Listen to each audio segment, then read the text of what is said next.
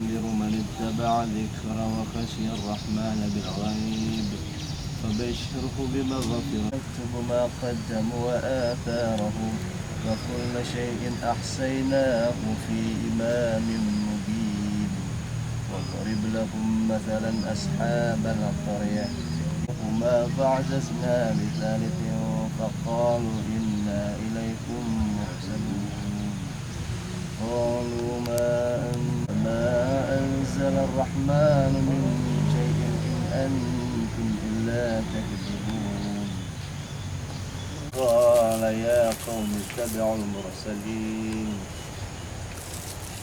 اتبعوا من لا يسألك إن يردني الرحمن بضر لا تغن عني شفاعتهم إني إذا لفي ضلال مبين. إني آمن. قال يا ليت قومي يعلمون بما